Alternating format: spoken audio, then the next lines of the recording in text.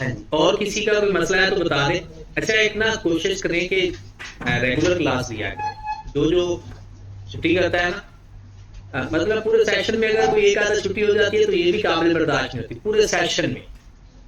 तो कुछ लोगों ने वीकली ये काम किया हुआ है, तो इसलिए छुट्टी से अवॉइड करें। उसकी वजह ये होती है कि आप लोग ना कंसिस्टेंट हो जाओगे, फिर डेली बेस पर काम करने से साथ साथ ये भी एक अच्छा साइन बन जाता है कि आपको चीजें समझ आना शुरू हो जाती है। अदरवाइज कभी आना कभी ना आना, कभी काम करना ना करना, फिर ये आई कैप आपको सिखाएगा, फिर कोई इंसान की बस की बात नहीं रहती। तो आई कैप का सीखना सिखाना बड़ा टफ होता है। चलिए जी, बिस्मिल्लाह करते हैं। हमारे पास डिस्पोजल जब हम कोई एसेट करते हैं ना,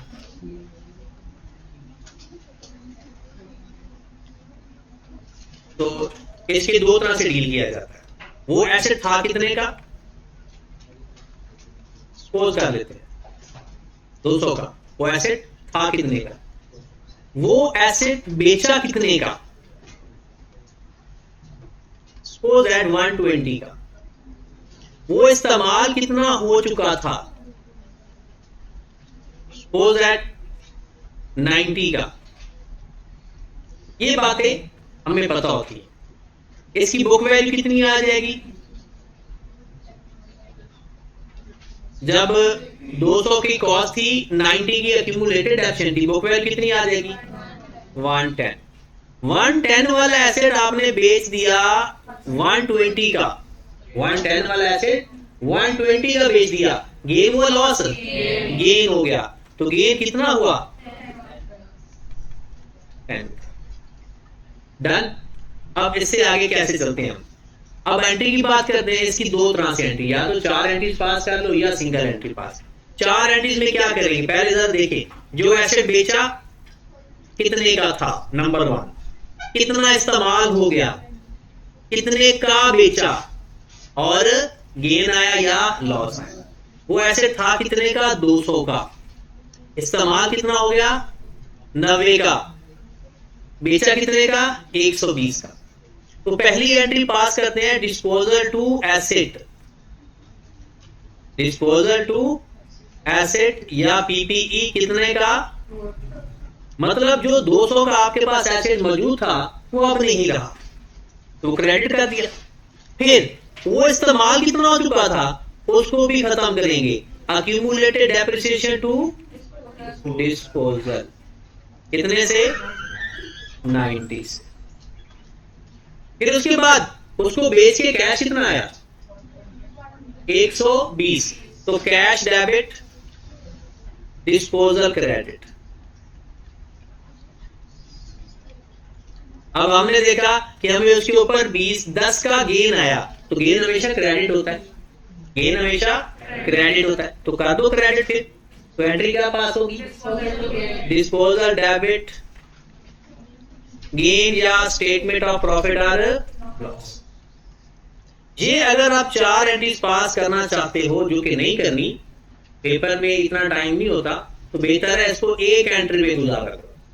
वो एक एंट्री क्या है, इसी का निचोड़ है, कैश डेबिट कितने का बेचा, उसकी एक्यूमुलेटेड डेप्रिसिएशन बी डेबिट कितना 90, और पीपीई क्रेडिट,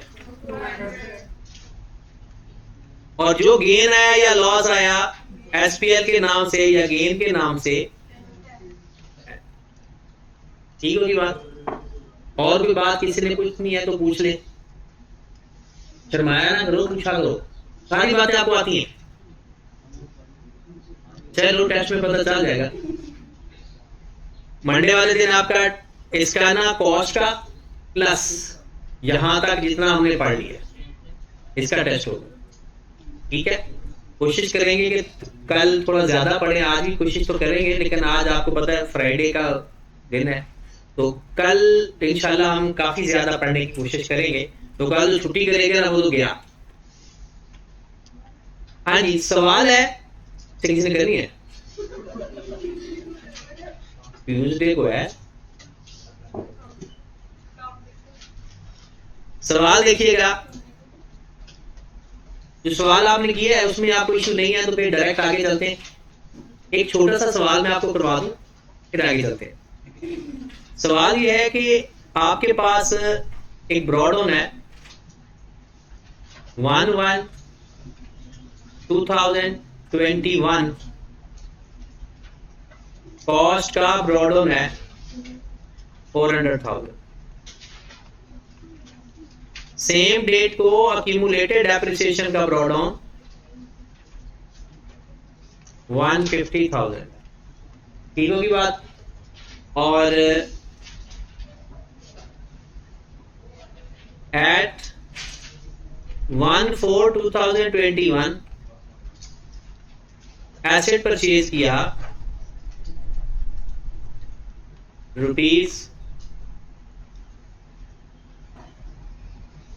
₹100,000 का कर लेते हैं। और एट 30 सितंबर 2021 एसेट सोल्ड फॉर रुपीज, कितने का बेचा था? 50,000 का बेच देते। which was purchased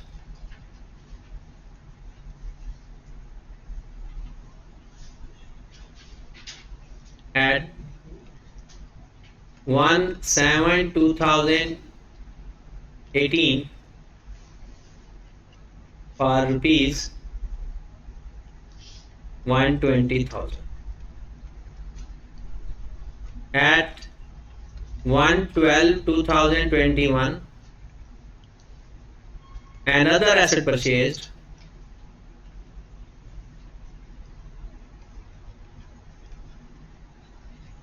is 180,000. Rate of depreciation 10%, reducing balance method.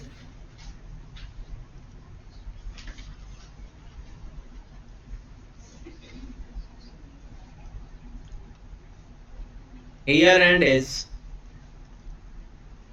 31st December.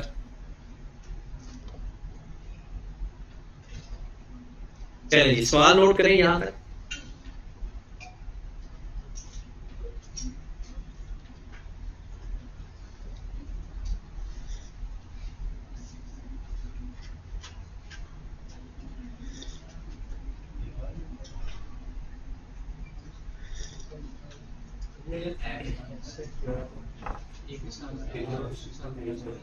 हाँ जी,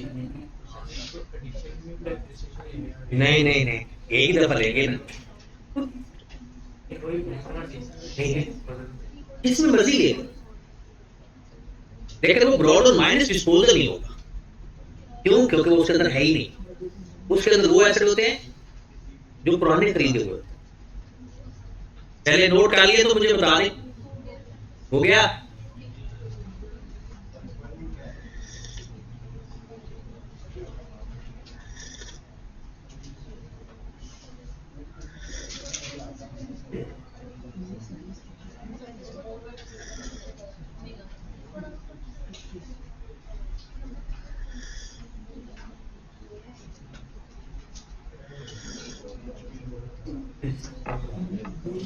जी करें, ये अभी नोट कर रहे हो। अच्छा, एक सवाल ने पूछा है स्टूडेंट ने कि अगर कोई एसेट इसी साल खरीदे और 2-4 महीने इस्तेमाल करके ही बेच दे, ठीक है।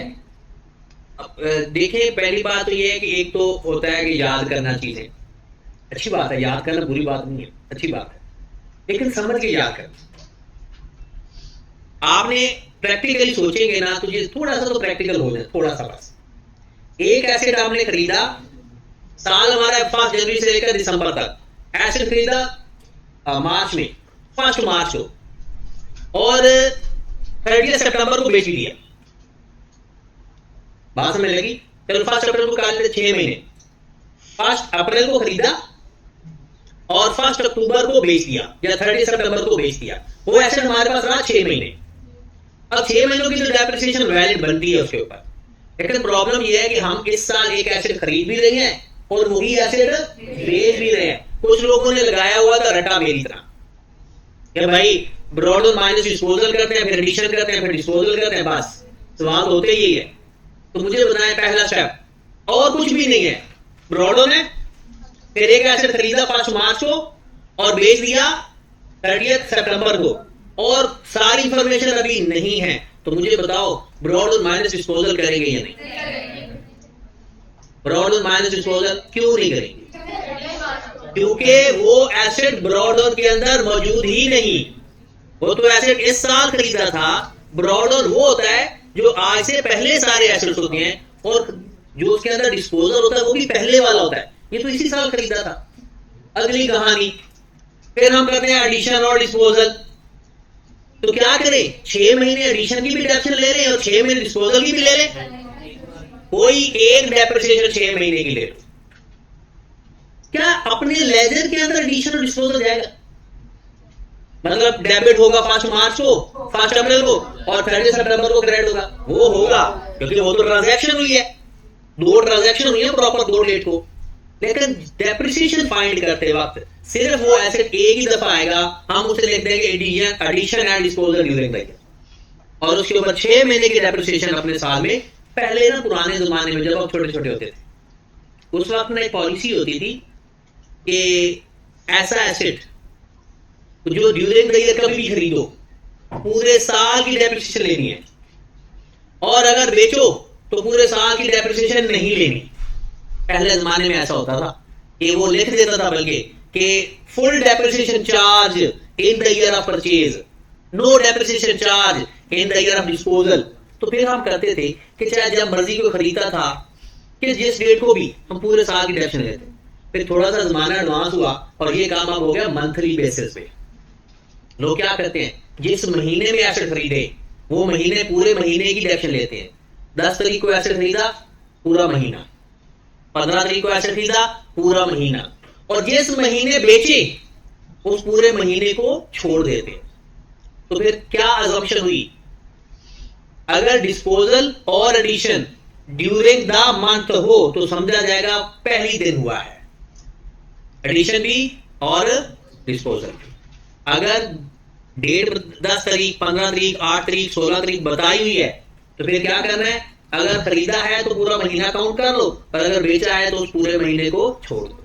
ठीक है, तो ये भी एक असम्पशन चलती है। अब आए जरा इस सवाल के अंदर। इस सवाल के अंदर हमारे पास है जी 4 लाख का हमारा एसेट था, 1.5 लाख का वो इस्तेमाल हो चुका था। ठीक है, 1 लाख का एसेट हमने खरीदा किस तारीख को, फिर एक एसेट बेचा 30 सितंबर को 50,000 का, जिसको खरीदा था 1,20,000 का, और 17,2080, और 1,80,000 का एक और एसेट खरीदा। इसके ऊपर तो कोई टेक्निकल बात नहीं है, लेकिन है आज जरा डेट वगैरह याद रखना। मैं डायरेक्ट मेथड डेप्रिसिएशन फाइंड करने जा रहा हूं क्योंकि मेन टारगेट वही है। मेन टारगेट होते हैं 2, एक डेप्रिसिएशन फाइंड करना और एक डिस्पोजल की एक्यूमुलेटेड डेप्रिसिएशन फाइंड करना। ये 2 टारगेट है। ठीक है, आओ जरा मिलके काम करते हैं। किसी का दिमाग इधर उधर है तो वो अपने आप को कोशिश करे वापस आए। डेप्रिसिएशन फॉर 2021 है हमारे साथ, किसी भी साल की डेप्रिसिएशन लेते हैं। पहला स्टेप ब्रॉड ऑन माइनस, ठीक हो गया। दूसरा डिस्पोजल और एडिशन। दूसरा स्टेप डिस्पोजल, तीसरा स्टेप एडिशन। ऐसा ही है, सारे मुसलमान जाग रहे हैं। पहली बात, हमने स्ट्रेट लाइन मेथड में भी ऐसा करते थे और WDV मेथड में भी ऐसा ही है। बस फर्क ये है कि जब स्ट्रेट लाइन मेथड था यहां पर ब्रॉडर की कॉस्ट में से डिस्पोजल की कॉस्ट माइनस हुआ करती थी। अब ब्रॉडर की बुक वैल्यू में से डिस्पोजल की बुक वैल्यू माइनस करेंगे, वो भी 1121 की। बात समझ रहे हो? ये बात हमने थोड़ी सी डिस्कस कर भी ली हुई है। क्या किया, ब्रॉड ऑन माइनस डिस्पोजल करते हैं। स्ट्रेट लाइन मेथड में ब्रॉड ऑन की कॉस्ट में से डिस्पोजल की कॉस्ट माइनस करते हैं, लेकिन WDV मेथड के अंदर ब्रॉड ऑन की बुक वैल्यू में से डिस्पोजल की बुक वैल्यू माइनस करते हैं। वजह क्या है, क्योंकि डेप्रिसिएशन अप्लाई ही WDV पे होती है, डेप्रिसिएशन अप्लाई ही बुक वैल्यू पे होती है। तो बुक वैल्यू होनी चाहिए हमारे पास। तो मुझे बताओ, क्या ब्रॉड ऑन की बुक वैल्यू फाइंड कर सकते हो आप? कैसे? कॉस्ट कितनी गिवन है, आपने सवाल लिखा हुआ है सब नहीं, कॉस्ट कितनी लिखी हुई है? 4 लाख। अक्यूमुलेटेड कितनी है? 150। 4 लाख में से 150 माइनस किया 250,000। ये है ब्रॉड ऑन की बुक वैल्यू, ये है ब्रॉड ऑन की बुक वैल्यू। आपको अब डिस्पोजल की बुक वैल्यू लेनी है। जितने भी एसेट बेचो सबकी बुक वैल्यू फाइंड करनी है। मैं वर्किंग यहां आपके सामने कर रहा हूं, बाद में अरेंज कर दूंगा, आप वर्किंग नोट कर लो। आपने नहीं ऐसे करी जहां मैं करूं, आप एक अलग जगह पे करो वर्किंग। हाँ जी, आप एक अलग जगह पे वर्किंग करोगे। आओ जरा, डिस्पोजल किस दिन खरीदा था, डिस्पोजल की डेट ऑफ परचेज बताएं। 1/7/2000। आपने इसकी वर्किंग अलग करनी है, अलग इसके नीचे यहां पे आपने इसकी वर्किंग करनी है, साथ नहीं करनी। 1/7/2018 को ये जो एसेट बेचा है खरीदा कितने का था? 1,20,000 का। भाई साहब इसको डेप्रिशिएट करना शुरू कर दो। कब तक? जब तक के ये डेट ना आ जाए, क्योंकि जिस डेट से माइनस करना है उसी डेट की बुक वैल्यू चाहिए। जिस डेट की बुक वैल्यू ब्रॉड ऑन की है ना, डिस्पोजल की भी उसी डेट की बुक वैल्यू। आपने फाइनेंस के अंदर टाइम वैल्यू ऑफ मनी पढ़ा। हम जब एक वैल्यू को दूसरी वैल्यू से प्लस माइनस करते थे, सबसे पहले टाइम सेम करते थे। ब्रॉड ऑन का तो ये टाइम है, इस वैल्यू का भी ये टाइम लेकर है। वो कैसे होगा? सबसे पहले ईयर एंड कब हुआ होगा? 31 दिसंबर 2018। ये डेप्रिशिएट हुआ होगा 10% के हिसाब से, और 6 बाय कितनी डिडक्शन आ गई? इसकी डिडक्शन कितनी आ गई? 6,000 माइनस किया 1,14,000 बच गए। फिर अगला साल आया होगा 10%, 1,20,000 पर अप्लाई करेंगे या 1,14,000? क्योंकि बुक वैल्यू मेथड है, रिड्यूसिंग बैलेंस मेथड है, तो कितना आ गया? 11,000। करो माइनस 1,02,600। फिर आया होगा साल 31 दिसंबर 2020, मल्टीप्लाइड बाय 10%, 10260 9234। तो मुझे बताइएगा जरा, ये वैल्यू है 1121, इसे कह सकते हो? दिसंबर 2020 1121 है, तो इसका मतलब ये हुआ कि आप कहेंगे सर इस दिन तो बेचा, तो इस दिन नहीं है आपने, आप क्यों इस दिन की बुक वैल्यू ले रहे हैं? हमारा ब्रॉड इस दिन का है। जिस दिन का ब्रॉड है और जो वैल्यू माइनस कर रहे हैं, बुक वैल्यू भी, डिस्पोजल की बुक वैल्यू भी उसी दिन की। तो सिंपल हम उसको डेप्रिशिएट करेंगे, हमारा आंसर आ जाए। ठीक होगी बात? तो कितना आया? 92340। ये क्या है? डिस्पोजल की बुक वैल्यू किस दिन की? 1/121 की, और इसी चीज की हमें जरूरत थी। ब्रॉड ऑन की बुक वैल्यू माइनस डिस्पोजल की बुक वैल्यू। चले जी, वापस चलते हैं अपने सवाल के ऊपर। और आपको चाहिए ये नोट कर लिया है, क्योंकि मैंने तो इसको अरेंज करना है। कोई नोट कर तो नहीं रहा?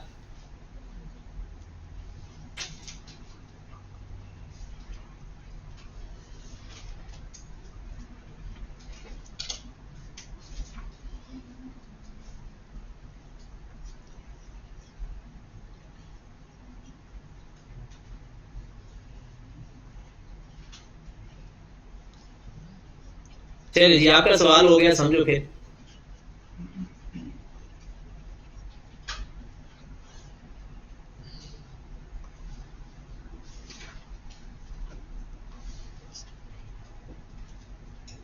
जी, 2,50,000 में से क्या माइनस किया? 92,340 मल्टीप्लाइड बाय 10%। लो जी, ये है ब्रॉड ऑन की बुक वैल्यू और ये है डिस्पोजल की बुक वैल्यू, और दोनों किस डेट की हैं? 1/1/21। ये नहीं देखना डिस्पोजल बेचा किस दिन को, खरीदा किस दिन को, यहां पर हमें बुक वैल्यू चाहिए जिस दिन की ब्रॉड ऑन है। दोनों को माइनस किया, 10% लिया, कितना आ गया? 1570066। ओके होगी बात? चलें जी, आगे चले फिर।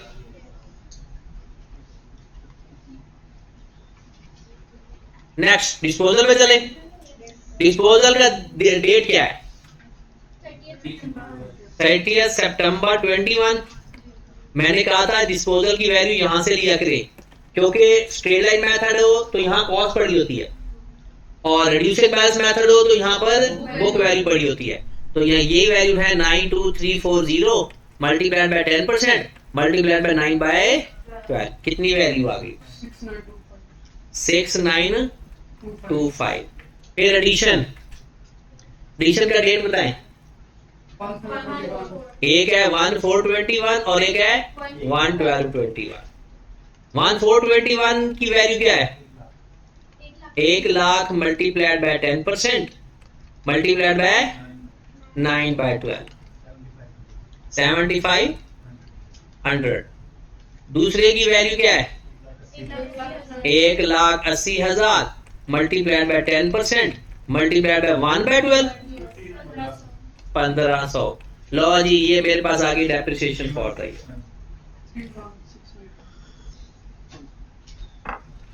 31।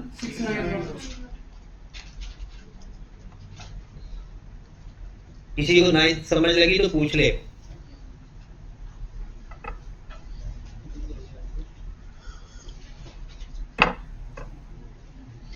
पहला स्टेप ही मेन है, कॉन्सेप्ट वाला।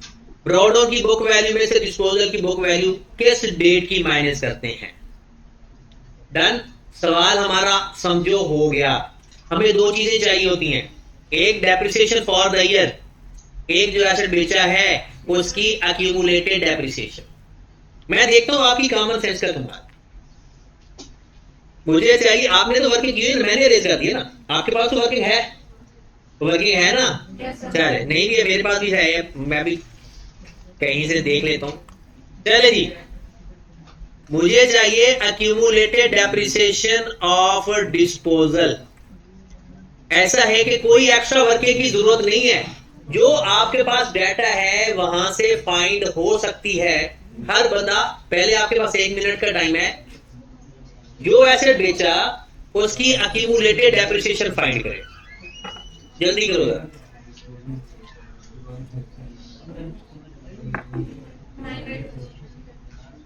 अमाउंट फाइंड करिए, अमाउंट।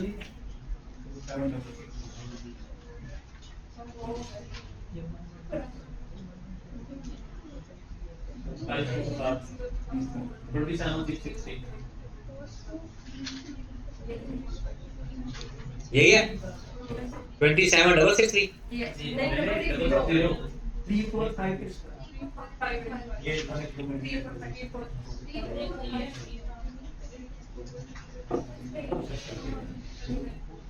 जो एसेट बेचा उसकी एक्यूमुलेटेड डेप्रिसिएशन कितनी है? 34,585। और किसकी ये नहीं आ रही? 34,585 किसकी ये नहीं है? आपके कॉन्सेप्ट के तुक्के ना मारी जाओ। अगर आपकी आ गई तो ठीक है, नहीं आ गई तो बताओ। आ गई कितनी? कितनी? कौन सी? और आपकी दुआ कितनी?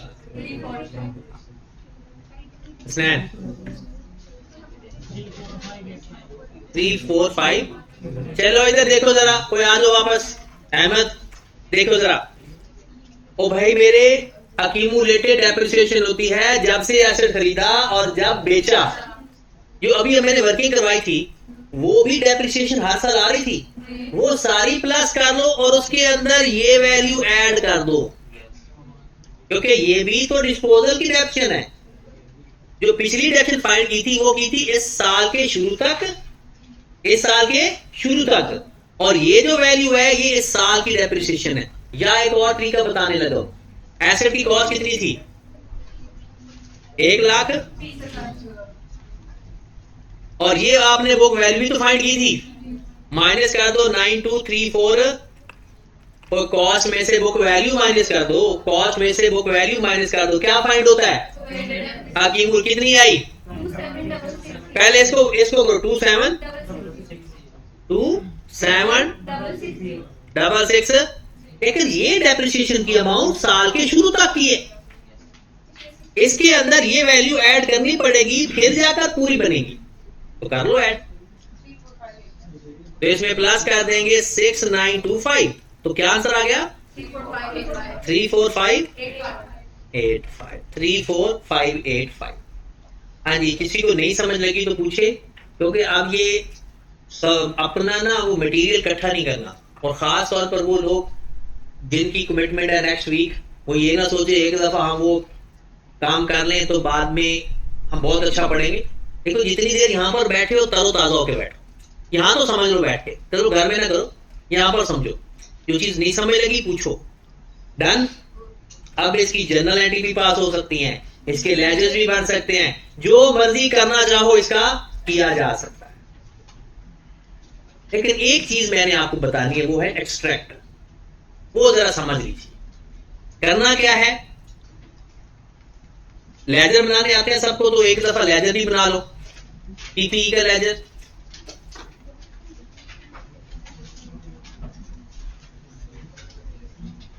वन 121 ब्रॉड ऑन, कितना है ब्रॉड ऑन? 4 लाख।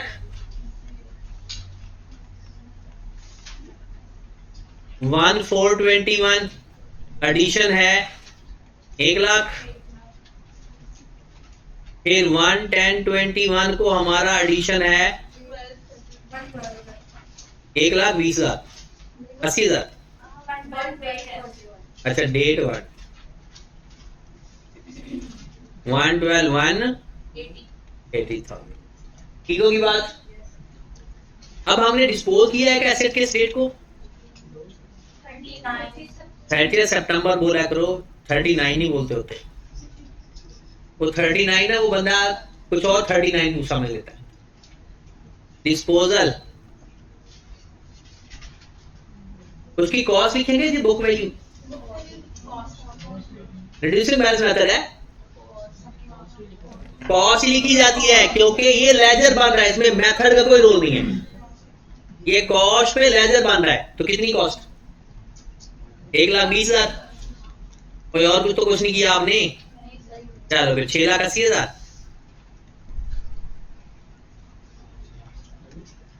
680,000 और 31 दिसंबर 21 कैरी डाउन 560,000।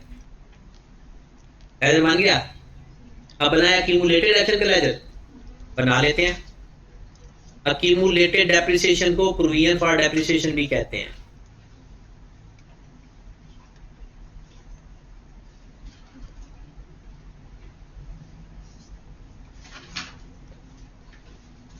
हाँ जी, एक्यूमुलेटेड डेप्रिसिएशन का 121 को कितना ब्रॉड ऑन था? 150,000। इस साल की डेप्रिसिएशन कितनी आई? और वर्किंग का रेफरेंस लाजमी देना है, वर्किंग नंबर 1 2 जो भी आप नाम देंगे ऊपर। कितना? 3169। जो एसेट बेचा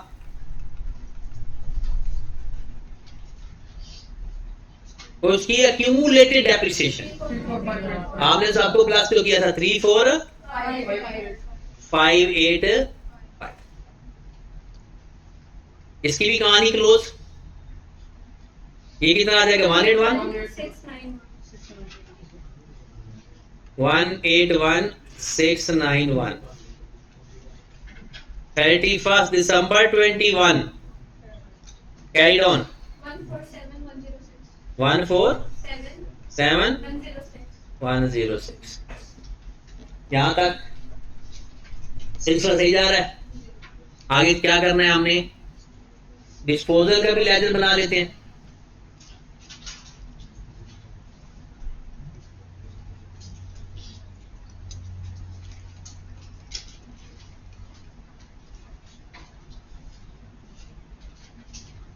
डिस्पोजल का लेजर, ये चीजें ना आपको सोचनी भी नहीं पड़नी चाहिए आपको। हाँ जी, कितने वाला ऐसे डिस्पोज किया था? 1,20,000। वो इस्तेमाल कितना हो गया था? अक्यूमुलेटेड ऐसे कितनी फाइंड की थी? 3458। और ये बड़ी हुई है, कितने का बेचा था कैश? 50,000 का। तो गेन है लॉस आया। कितने का लॉस आ गया? 35,415।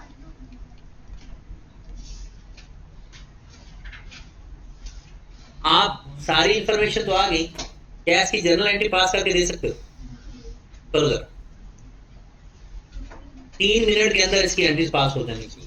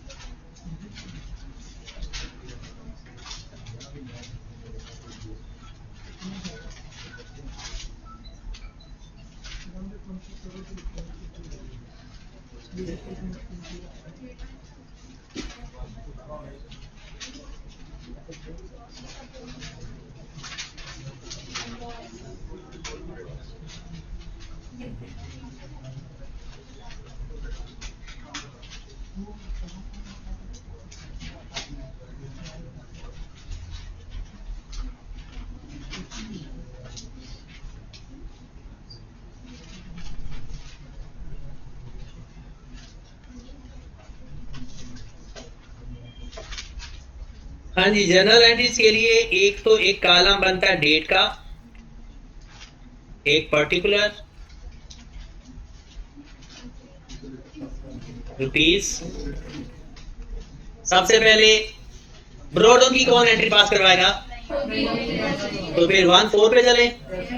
1421 पीपीई टू बैंक या कैश। कितना? 1,00,000।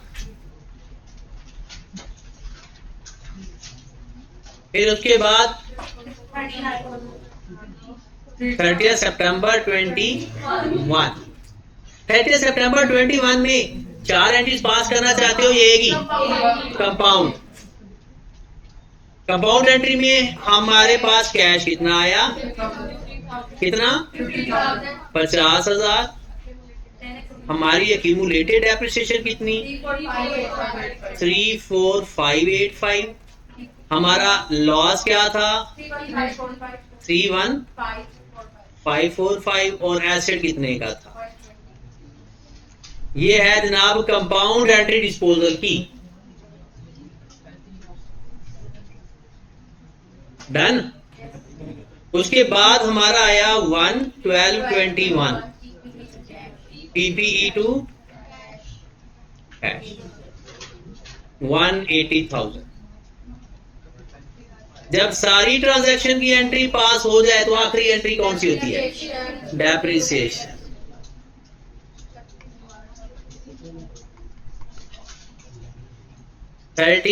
December 31, depreciation to accumulated depreciation 31,691,31,691।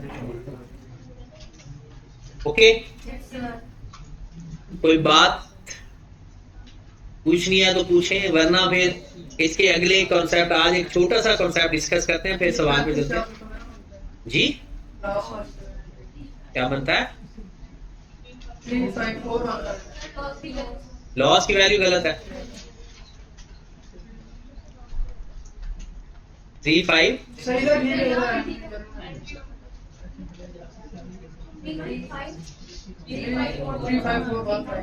4। अच्छा, यहाँ पर 4 1 है।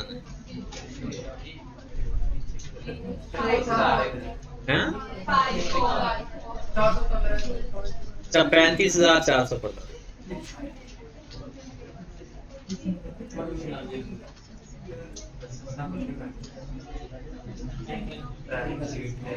हाँ जी,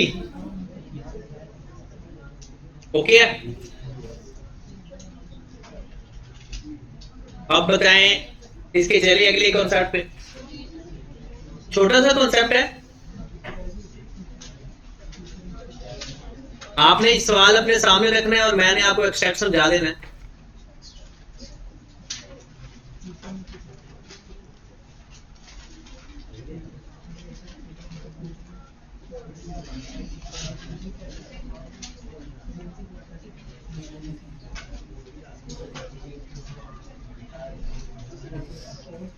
आपने ईपीएस के एक्सट्रैक्ट पढ़े थे, उसके नोट्स, डिस्क्लोजर्स, एक्सट्रैक्ट याद रखें, नहीं पढ़ाए थे। अब एक्सट्रैक्ट ऑफ फाइनेंशियल स्टेटमेंट का मतलब सुन लें, वो बाद में आपस में बातें करना, पहले बात गौर सुने। एक्सट्रैक्ट ऑफ फाइनेंशियल स्टेटमेंट ये किसी टॉपिक का नहीं होता, ये एक कॉन्सेप्ट है जो हर टॉपिक पे अप्लाई हो सकता है।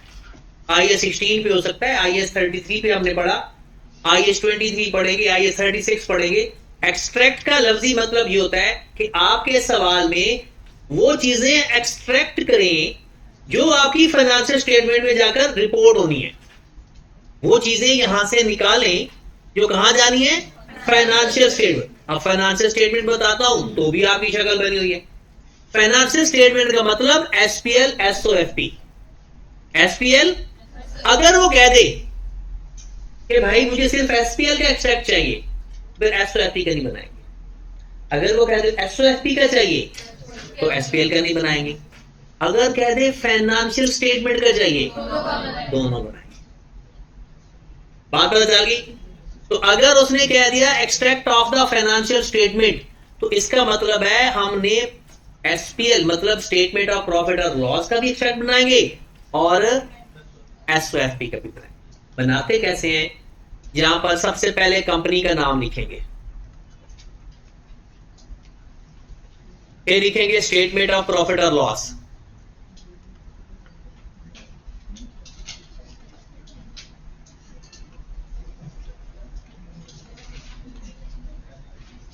फिर लिखेंगे फॉर द ईयर एंडेड। ये हमारा साल है ना, कौन सा साल का एंड है? 31 दिसंबर 21। और यहां पर आप ब्रैकेट में लिख देंगे, ब्रैकेट में लिख दो या स्टार्ट में लिख दो extract of financial SPL rupees. तो जी अपने पूरे सवाल में वो चीजें मुझे बताएं, या वो इनकम हो या वो एक्सपेंस। वो चीज बताएं या वो इनकम हो या वो एक्सपेंस हो। पूरे सवाल के अंदर दो चीजें हैं, एक लॉस और डिस्पोजल है और एक डेप्रिसिएशन है। ये दो चीजें हैं जो एक्सपेंस में जाती हैं, बाकी इसके अंदर कुछ भी नहीं है। तो आप यहां पर हेडिंग देंगे ऑपरेटिंग एक्सपेंस, या हो सकता है आपको ना ऑपरेटिंग एक्सपेंस का पता चलना मुश्किल हो जाए कि कौन कौन से हैं, आप इधर लिख दें एक्सपेंसेस, बस एक्सपेंसेस की हेडिंग दें। लिखें डेप्रिसिएशन, कितनी आई थी depreciation? 31691। Loss on disposal 35415। SPL का एक्सट्रैक्ट खत्म हो गया। लेकिन आप ये कह सकते थे कि सर जो आपने लॉस ऑन डिस्पोजल लिखा, यहां हम एसपीएल लिख सकते हैं? हरगिज नहीं, वो एसपीएल के अंदर एसपीएल ही लिखना। तो इसमें पहले क्या बन जाएगा? फिर तो वही बन गया ना कि आपने कैश बुक के अंदर कैश लिखा तो कैश डेबिट, कैश ही क्रेडिट। ये एसपीएल के अंदर हम आ चुके हैं, और एसपीएल में किस नाम से आएगा? लॉस ऑन डिस्पोजल के नाम से। डिस्पोजल के अंदर एसपीएल के नाम इस्तेमाल हो सकता था, लेकिन यहां पर क्या लिखेंगे? Loss on disposal. लो जनाब, अगर कोई और रिपेयर करवाते, कोई मेंटेनेंस का खर्चा होता, वो भी एक अदर एक्सपेंस में आना था।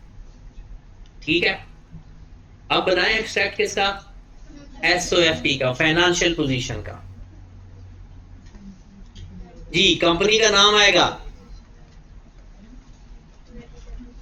स्टेटमेंट ऑफ फाइनेंशियल पोजीशन,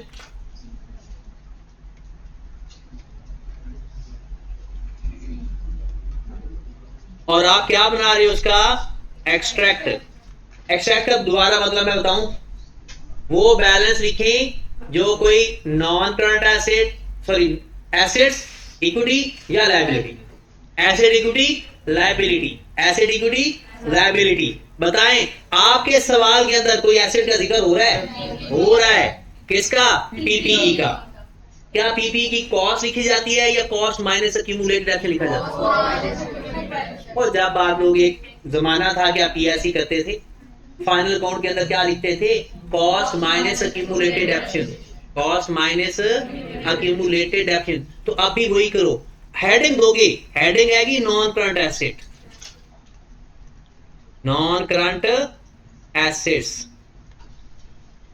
उसके अंदर लिखोगे PPE, property plant and equipment, उसकी लिख लो कॉस्ट। कितनी है कॉस्ट? और कॉस्ट अपने पीपीई का कैरी डाउन लिखना है, और कॉस्ट मतलब पीपीई के लेजर का कैरी डाउन लिखना है। और यहां पर ऊपर डेट लिखनी थी यार, एज एट 31 दिसंबर 21। बताया कॉस्ट कितनी है? 5।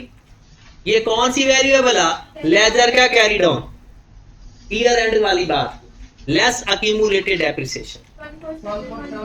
ये भी कौन सी लिखेंगे? हाँ, 106 माइनस करोगे तो बुक वैल्यू कितनी आ गई? 412894। नीचे लाइनें लगाने की जरूरत नहीं होती। क्या कोई और एसेट लायबिलिटी है? कैश है, कितना है? 4000। हाँ बताएं।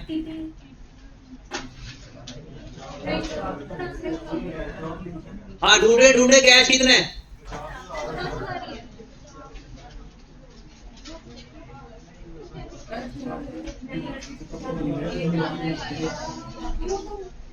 वो कैश कितना मिला? 50,000। बस वो इधर सुने आप, ओ भाई मेरे इधर, ये जो कैश की ट्रांजैक्शन गिवन है ना, ये ट्रांजैक्शन ड्यूरिंग द ईयर है, उसका ईयर एंड का बैलेंस नहीं है। तो यहां पर एसओएफटी के अंदर कैरी डाउन आती हैं, और कैरी डाउन का हमें नहीं पता। कैरी डाउन तो तब निकालते ना, ब्रॉडन होता, इस साल का कैश आया और गया, प्लस माइनस करते तो कैरी डाउन आता। तो इसलिए वो कैश लिखने की जरूरत नहीं है। देखिए ना, एसेट्स का ब्रॉडन था, अक्यूमुलेटेड एक्शन का भी ब्रॉडन था, इस साल की ट्रांजैक्शन एडजस्ट की, कैरी डाउन आया, लेकिन कैश का तो ब्रॉडन था ही नहीं। तो याद रखें, जिस एसेट्स लायबिलिटी या इक्विटी का कैरी डाउन हुआ है ना, वो अमाउंट इधर आनी है। हर एसेट लायबिलिटी नहीं आ जाएगा। जो ड्यूरिंग ट्रांजैक्शन हुई है ना, ड्यूरिंग द ईयर, वो ट्रांजैक्शन ठीक है, लेकिन अगर उसका कैरी डाउन फाइंड कर सकते हो तो वो लिखना है। इसका मतलब है बाकी कोई भी चीज। तो ये आपके एक्सट्रैक्ट पूरे हो गए। एक्सट्रैक्ट बना दिया करो कि जब भी बनाने हो। एसपीएल के अंदर क्या लिखना है, पूरे सवाल के अंदर आने वाले इनकम और एक्सपेंस। और एसओएफपी के अंदर क्या लिखोगे, पूरे सवाल के अंदर एसेट का कोई क्लोजिंग बैलेंस आपके पास मौजूद है, लायबिलिटी का closing balance during the transaction, नहीं क्लोजिंग बैलेंस।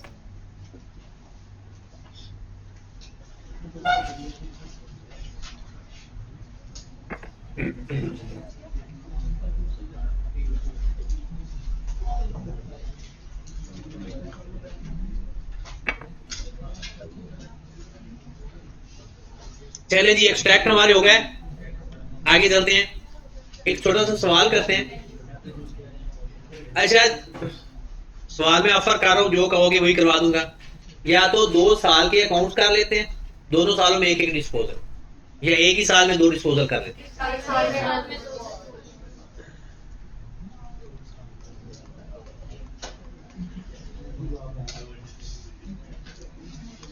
मैं ना कुछ इंपॉर्टेंट बातें बता नहीं रहा, वो इसलिए क्योंकि अभी कुछ लोगों की पूरी तवज्जो नहीं है। जब सारे इस काबिल हो जाएंगे तो फिर मैं बताऊंगा, ठीक है? तो इसलिए पूरी तवज्जो आप लोगों ने देनी है, अभी नहीं, बाद में कभी। अभी तो एक छोटा सा सवाल करते हैं, डबल डिस्पोजल वाला ब्रॉडन, लेकिन उसकी छोटी सी झलकी में दिखा दे तो इस सवाल के अंदर, ठीक है? लेकिन वो आपने अकेले अप्लाई नहीं करना, भी सेहत के लिए बड़ी खतरनाक बात हो सकती है, लेकिन वो उसकी थोड़ी सी झलकी में दिखाता हूं। Brought on 1/1/2023 ₹800,000। accumulated depreciation same date की ₹240,000। asset sold for ₹80,000 at 31st March 2023, which was purchased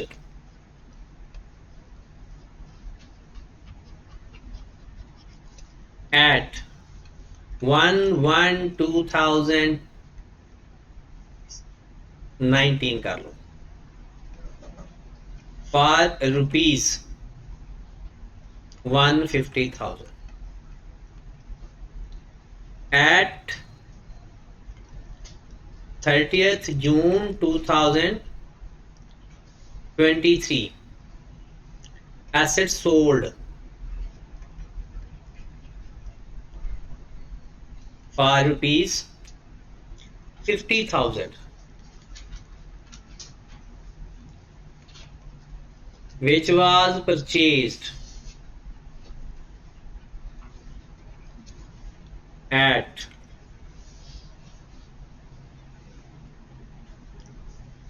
1/1/2018 for ₹120,000 at the same date। पहले आगे लिख ले, इसको छोड़े। at 1/10/2023 asset purchased for ₹300,000। rate of depreciation 10%, reducing balance method।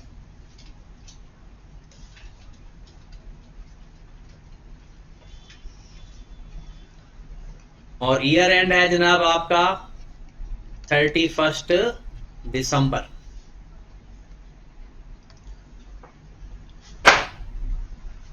हाँ जी, 2 डिस्पोजल है इसके अंदर।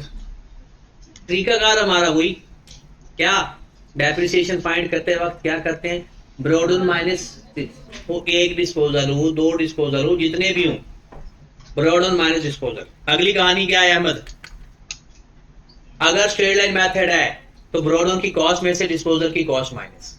अगर बुक वैल्यू मेथड है तो ब्रॉडर की बुक वैल्यू में से डिस्पोजल की बुक वैल्यू माइनस लेकर डिस्पोजल की बुक वैल्यू किस दिन की,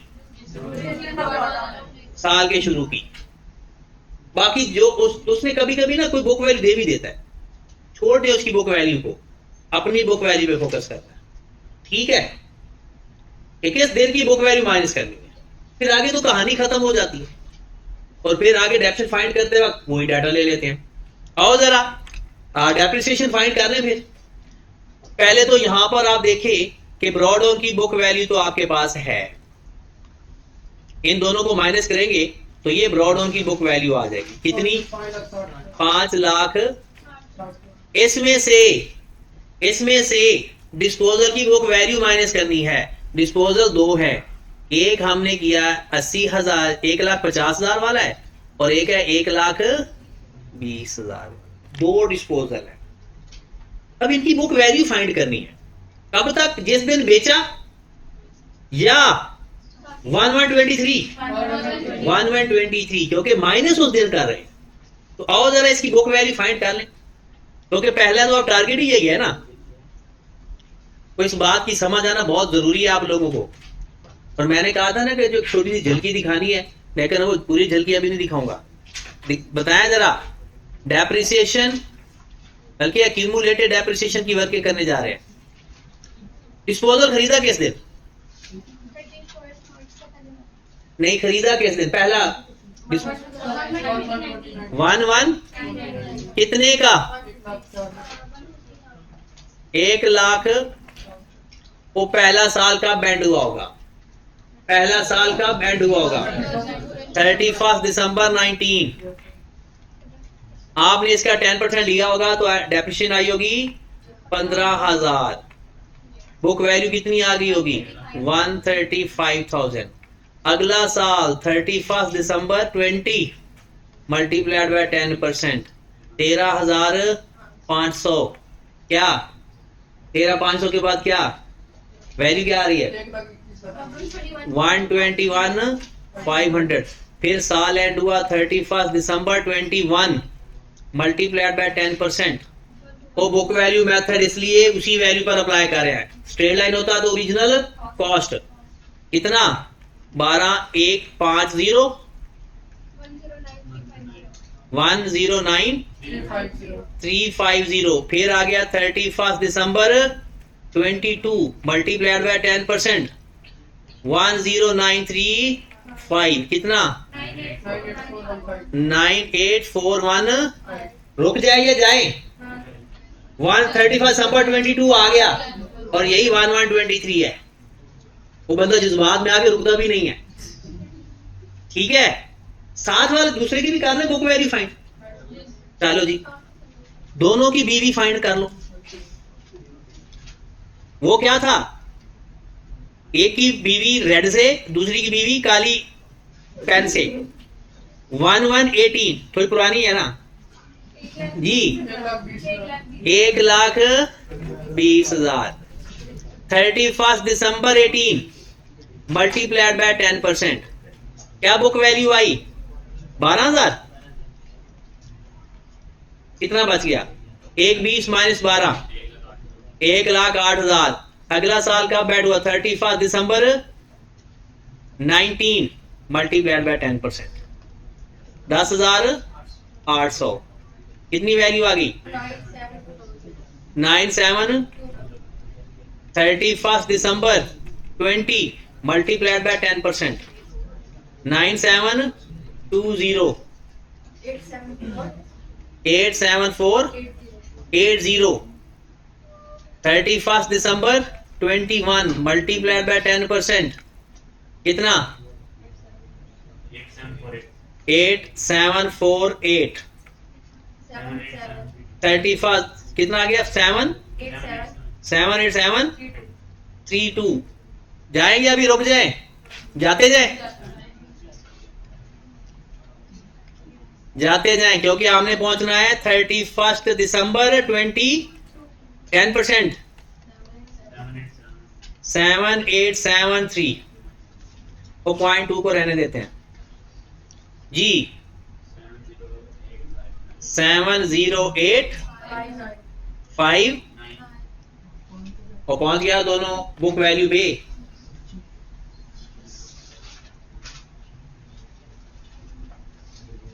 अच्छा, जो मैं बताना चाह रहा था वो भी समझ लगी? कुछ इसमें डिफरेंट नजर आया? कुछ डिफरेंट चीज नजर आई? ओ नहीं, एक रेड है और एक ब्लैक है, एक रेड है और एक ब्लैक है। अब जरा ध्यान से देखें, जब आप लोग छोटे छोटे थे तो आप एक फार्मूला इस्तेमाल करते थे, S is equal to P into 1 plus i की पावर n। ये किसको याद नहीं है? चलो सबको, आपको याद नहीं है, आपको होना भी नहीं चाहिए। अब वो याद रखे, ये जो फ्यूचर वैल्यू है यहां बुक वैल्यू होती है, ये जो प्रेजेंट वैल्यू है यहां की कॉस्ट होती है, ये जो प्लस होता है यहां माइनस होता है, ये जो आई होता है यहां पर आर होता है और एन वही होता है। Got it? आपको कॉस्ट चाहिए, बुक वैल्यू, बुक वैल्यू चाहिए। चलो कॉस्ट कितनी है पहले एसेट की? पहले एसेट की कॉस्ट कितनी है? 150,000। माना कि 150,000 हो गई। 1 माइनस रेट है 10%। कितना टाइम? पहले साल के लिए, रेड बीवी के लिए 4 साल है। कब खरीदा था? 19 को, 19 का 1 साल, 20, 21, 22, राइट? 4 साल। यहां पर 4 लिखो, आपका आंसर 98415 ही आएगा। अब कुछ डिफरेंट लगा, अब यही चीज आप दूसरे पे अप्लाई करो, अब यही चीज दूसरे पे अप्लाई कर दो। हाँ जी, बुक वैल्यू उसकी आएगी, उसकी कॉस्ट कितनी थी? 1,20,000 इंटू, ओ भाई साहब मैंने तो 1 माइनस आर ऐसे ही लिख दिया, आप डायरेक्ट लिखा करो 0.9। ओ 1 माइनस 10%, 1 माइनस 10%, 0.9, पावर कितनी आएगी? 5। आपका ये आंसर आ जाएगा। आ गया? लेकिन अकेले बैठ के अगर अप्लाई करोगे तो सवाल गलत हो जाएगा, तब नहीं आता, तब नहीं आएगा। अकेले इसका आंसर ये नहीं आता। ऐसा क्यों है ये कल बताऊंगा, क्योंकि कल हफ्ता है ना, बहुत सारे लोग ना हफ्ते को पता नहीं क्या मनाते हैं, छुट्टी कर लेते हैं। तो मैं ये बात कल बताऊंगा कि जब आप घर में बैठते हो जवाब क्यों नहीं ठीक आता। ठीक है, चले आगे चलते हैं। अब आपने बुक वैल्यू जैसे मर्जी फाइंड कर लो, लेकिन अभी आपने बुक वैल्यू फाइंड करनी है रेड और ब्लैक मेथड से, ये बड़े तरीके से। ये जो फार्मूला अभी आपने अप्लाई नहीं करना, क्योंकि अभी आप लोगों को पूरी बात का पता ही नहीं।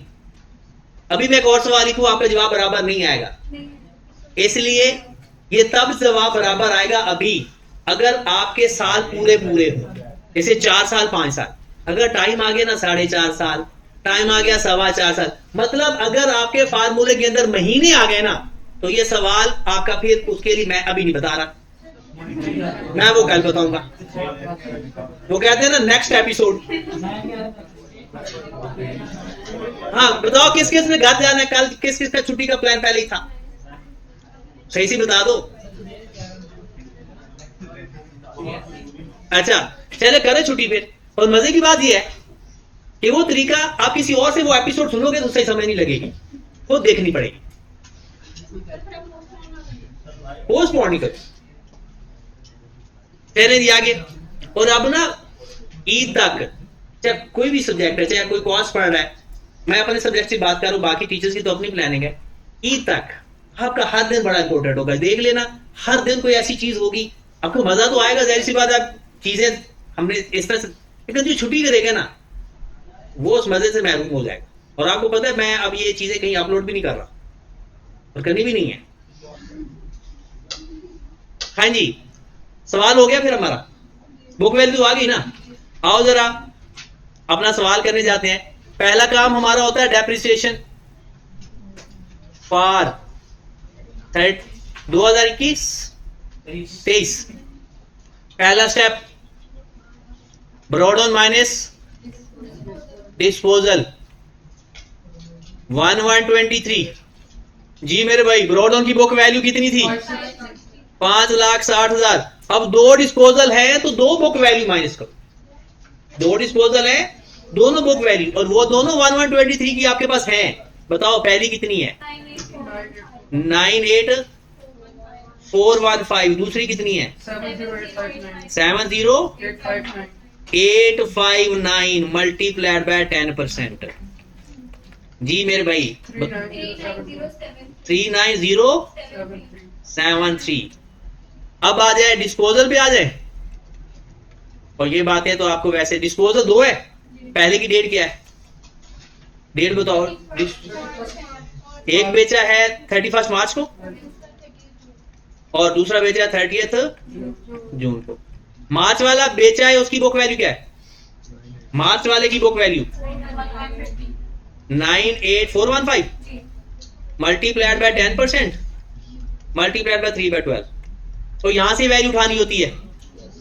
और दूसरा disposal 70859 multiplied by 10% multiplied by, लो जी इन दोनों की डेप्रिसिएशन आ गई। पहले की 460 बस 2460, दूसरा 3543। फिर एडिशन पे चले जाएं, एडिशन बता दें जनाब 1 10 23 3 lakh multiplied by 10% multiplied bye 3/12 7500। आपके पास डेप्रिसिएशन फॉर्मूला आगे 52576 525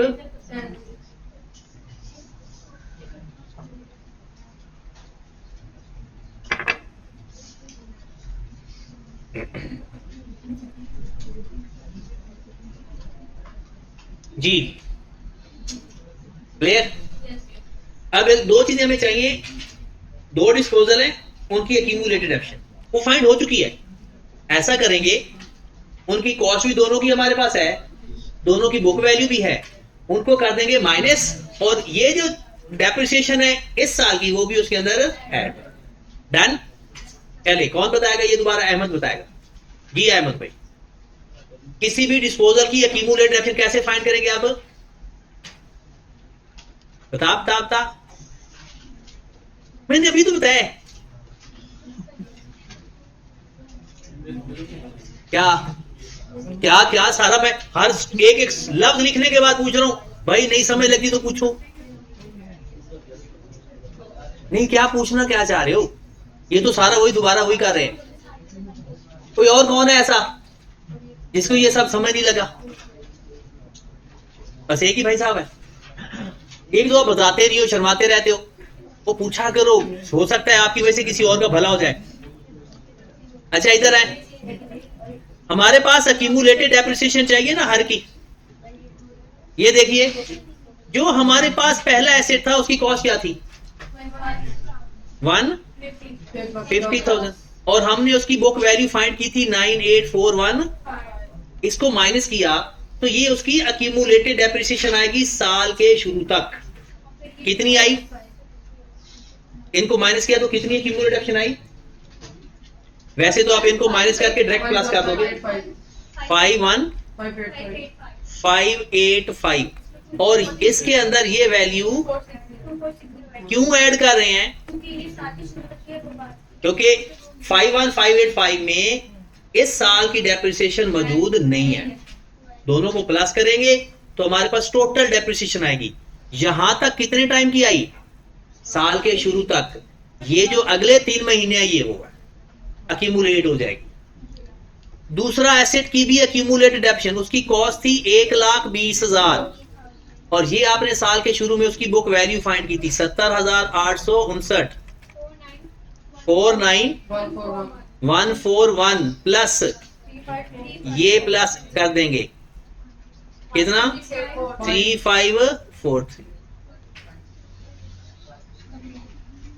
मोहम्मद आपको समझ लगी? वह ठीक है, फिर आप समझा दोगे। ठीक है, क्या किया है हमने, ये सब पता चल रहा है।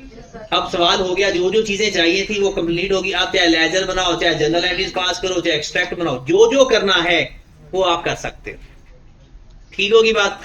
और कल के लिए जो आपने सवाल करने हैं, कितने हो गए आपके सवाल? किसी के पास है असाइनमेंट हार्ड में? ये आगे आपने सवाल कंप्लीट करना है, इसका लेजर भी बनाना है, इसकी जर्नल एंट्रीज भी पास करनी है, उसकी एक्सेप्ट भी बनाने हैं।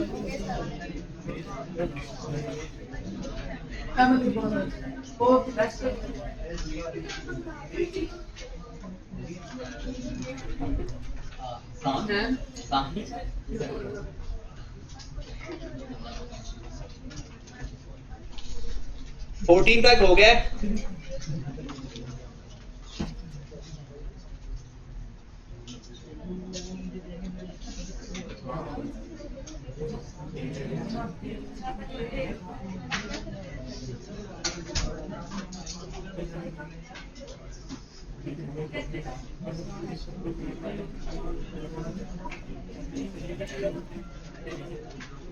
आप ऐसा करना कि कल के लिए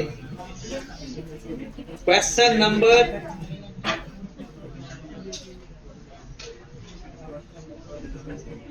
22 करना, 22, 21 और 22 ये दोनों कर लेना, 21 और 22